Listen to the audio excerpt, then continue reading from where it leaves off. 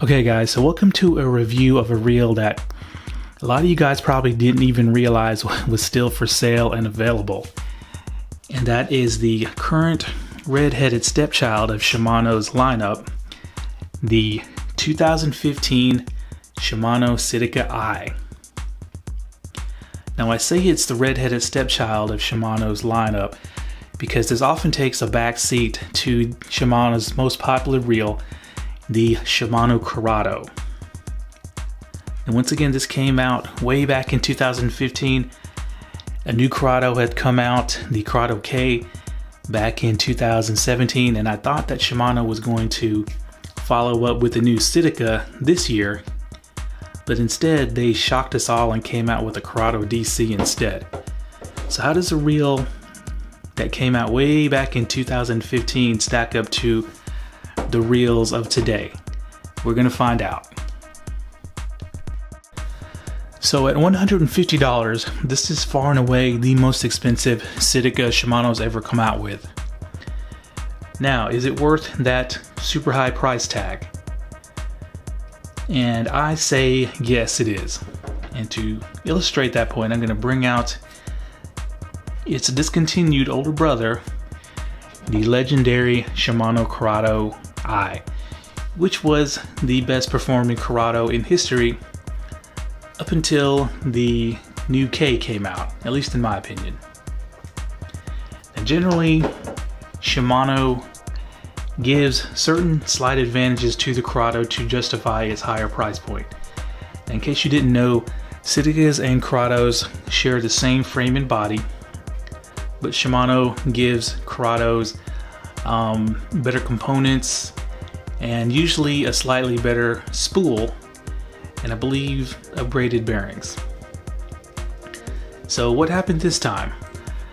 This time Shimano really didn't separate these two as far as performance goes. In fact, the only difference between these two that I remember hearing was that the components were a little different. Components meaning the handle and drag star. Now on the CURADO, they are machined. So I'm guessing they machined this from a forged block of aluminum, both the handle and the drag star. While on the Citica, they are stamped, which you really couldn't tell. I mean, I can't feel a difference between the two. And unless Shimano told us, you really wouldn't notice. And then the only other difference that I remember Shimano saying was that the bearings on the Citica are stainless steel, while I think the CURADO has the anti-rust. Other than that, that's it. Same brake system, and shockingly enough, the same spool weight, which I'm going to show you guys here in just a second. But if you take a look at the two, I actually like the looks of the Citica better. I like the color scheme better. I like that gold spool. The Shimano CURADO is this two-tone, had this brown root beer colored spool, but the Citica, in my opinion, looks a lot better. It's got a little bit more color to it. It's got that gold nut there. But yeah, let me pull the scale out and show you guys something. Alright, so I have the spools pulled out. Now in the past, Shimano's usually given the CURADO at least a 1 gram lighter spool than the Citica to help it cast a little bit better, particularly with the lighter weight lures. But this time around, they gave the Citica virtually the same weight spool as the CURADO I. So here's the CURADO I spool, weighs in at 16.4 grams, and the Citica I spool weighs in at 16.5 grams. So it's only 1/10 of a gram off of the CURADO I spool. So let's weigh those again just to make sure. 16.4,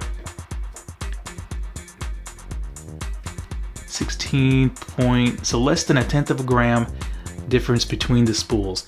Now I actually have had the CURADO E and the Citica E, and the CURADO had, I think, at least a 1 to 1.5 gram lighter spool than the Citica, and you can kind of tell the difference when casting lighter weights. So that kind of puzzled me as to why Shimano would give pretty much the same weight spool to the Citica I as the CURADO I, and then this thing costs $30 cheaper. So I guess they knew that they were coming out with a new CURADO K, and they really didn't care. But yeah, that means you basically get CURADO I Performance for $150, and the CURADO I was the benchmark in its class when it came out. If you were new to my channel, when I first started the channel, I was pitting the CURADO I up against the TATULA Type R in various casting battles, and it won every single one. So that's pretty impressive that the Citica is probably going to cast just as well as the CURADO I. So while I have the scale out, I'm going to go ahead and weigh this Citica for you guys. I can't remember what the specs say that this is supposed to weigh, but let's find out. Okay, the scale says it weighs 7.485 ounces, so right under 7.5 ounces. So not the lightest reel in the world, but also not the heaviest reel in the world. I think it's right where it should be given its price point. Okay, so let's talk about the other features of this reel, what you're gonna get for your $150. Now, you get an aluminum frame with graphite side plates. And I don't know if you can tell, but the frame is actually a matte color, while the side plates are actually a gloss. It's very subtle. Quality control is a little bit better.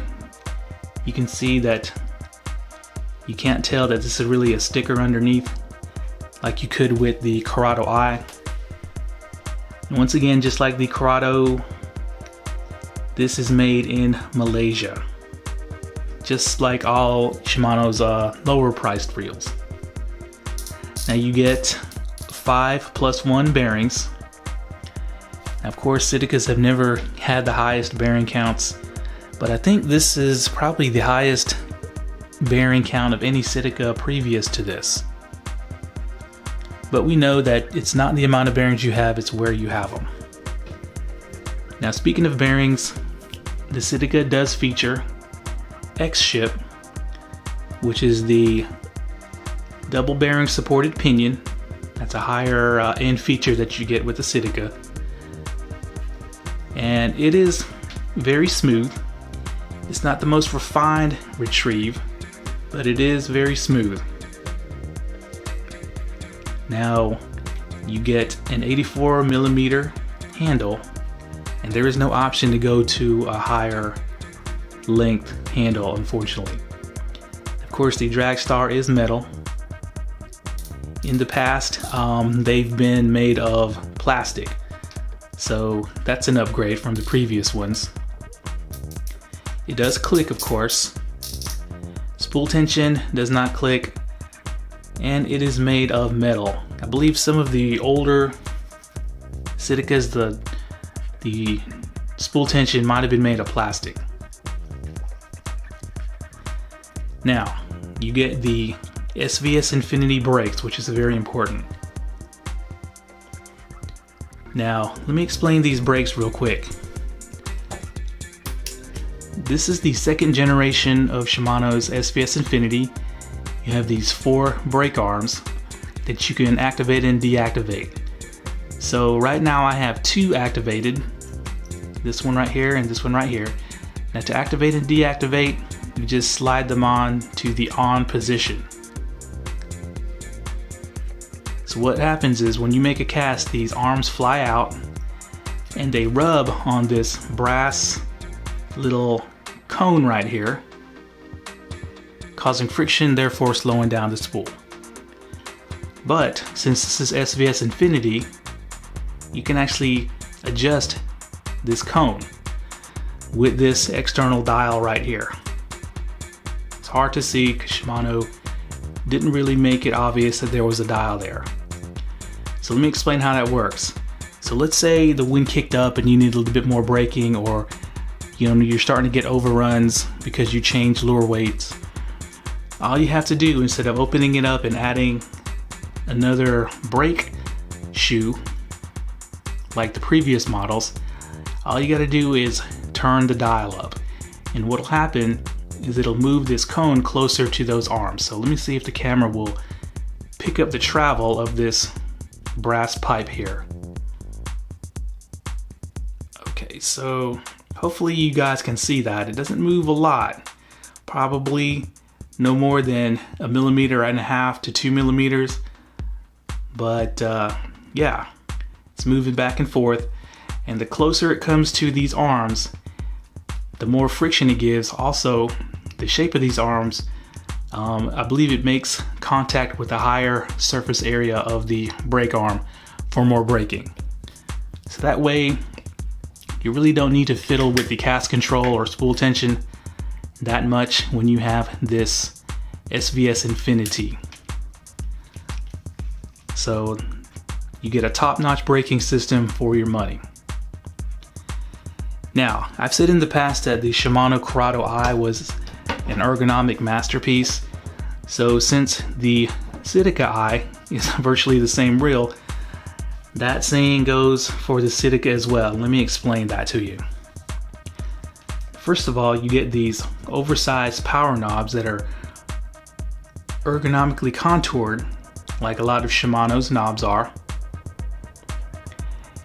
And they're ergonomically contoured to the way that you grasp onto a knob. So the contouring goes this way on both sides. So when you're grasping a knob, you're making an X pattern with your thumb and pointer finger. So that's why they are contoured the way that they are. So it goes like this, and then on the other side it's like this. That's why Shimano's contoured knobs are the most comfortable on the market, especially since they're made of the Septon material, which is really soft and very grippable even when wet. Now, here's another little ergonomic thing that Shimano did that a lot of people didn't notice. If you look at the spool tension, on either side of the spool tension you see these angled areas right here. That's to give you more room to grasp onto the spool tension and make adjustments. A lot of people didn't notice that. And then let's talk about the SVS Infinity brake dial. Now, it's very hard to see, and if you didn't know any better, you probably didn't even know it was there, but Shimano put it there for a reason. So if you're out fishing and you need to make a quick adjustment, you don't really have to turn the reel over on its side and turn it. You can just take your finger and just turn it just like that, without even having to flip it over on its side. So it's made for quick adjustments. And let me show you something else. Hopefully the camera will pick this up, but the one position is right here, kind of at the edge of this nose piece, and the travel that your finger takes to make an adjustment goes from here to here, but that travel lets you go from 1 to 2 just like that. So I know Shimano did that on purpose. A lot of people probably didn't pick it up, but if you wanted to go from 1 to 2, all you have to do is bam. So the travel that your finger can go from here to here automatically goes to the next number. And of course, the dial goes from 1 to 6. So that's a little ergonomic touch that Shimano designed that I picked up. A lot of people didn't notice. Okay, so basically for 150 bucks, in my eyes, this is a hell of a steal considering that the CURADO eye was $180. But at $150, you know, what is the competition? Since DAIWA took the base TATULA and dropped the price to $130 to not directly compete with the Citica. And I looked on Tackle Warehouse, there's not a lot of reels that are priced at $150. But of course, as I said previously, we have the new DAIWA TATULA 100 coming in at $160. So only $10 more than the Citica. Let me show you guys the difference between the two in size. They look about the same. The Citica is definitely wider, and they are shaped kind of opposite.